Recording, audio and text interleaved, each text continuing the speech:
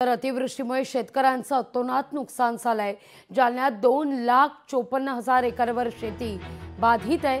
नांदेडमध्ये सर्वाधिक शेतकऱ्यांचं नुकसान आहे, पण पंचनामे करून लवकरात लवकर नुकसान भरपाई देण्याच्या दृष्टीने सरकार कटिबद्ध असल्याची ग्वाही कृषी मंत्री देत आहेत। आपण जालन्यामध्ये जालन्याचा जर विचार केला तर साधारणतः 2,54,000 एकराचं नुकसान या जालन्यातल्या माझ्या शेतकऱ्यांचं झालेलं आहे आणि त्यामध्ये जास्त पाऊस हा सप्टेंबरमध्ये पडलेला आहे, ऑगस्ट सप्टेंबरमध्ये।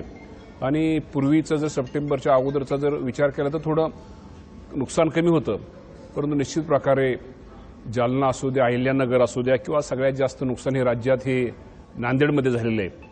आणि मी आपल्या माध्यमातून एवढं सांगतो की नुकसान भरपाईचं जे पंचनामे शेतकऱ्यांच्या नुकसान स्थितीच्या ते काम युद्ध पातळीवरती आमचा महसूल विभाग, आमचा कृषी विभाग हा करतोय। शेतकऱ्यांचे लवकरात लवकर जे नुकसान भरपाईचे स्थितीमध्ये झाले त्याचे पंचनामे करून ते शेतकऱ्यांना नुकसान भरपाई लवकरात लवकर कशी मिळेल ही याचा प्रयत्न आमचा शासनाचा सुरू आहे। शेवटी शेतकऱ्यांचं काहीच आज चुकीचं नाही। शेतकरी खूप अडचणीत आहे।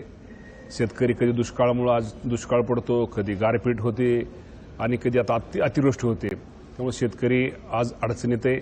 या बाबतीमध्ये निश्चित प्रकारे शेवटी तुम्ही म्हटला ओला दुष्काळ, शेवटी केंद्राचे राज्याचे निकष, केंद्राचे काय निकष ह्या गोष्टीचा विचार तो मुख्यमंत्री, दोन्ही उपमुख्यमंत्री, मुख्यमंत्री करतील, परंतु ह्यापेक्षा आजच्या काळामध्ये शेतकऱ्यांना मदत किंवा शेतकऱ्यांना निश्चित प्रकारे कशी लवकरात लवकर होईल हा शासनाचा आमचा प्रयत्न आहे। आणि लवकरात लवकर पण दिवाळीच्या पूर्वीच, दिवाळीच्या अगोदर कुणाची नुकसान भरपाईची पंचनामे केलेले शेतकऱ्यांचे जे नुकसान झाले त्याची रक्कम राहणार नाही।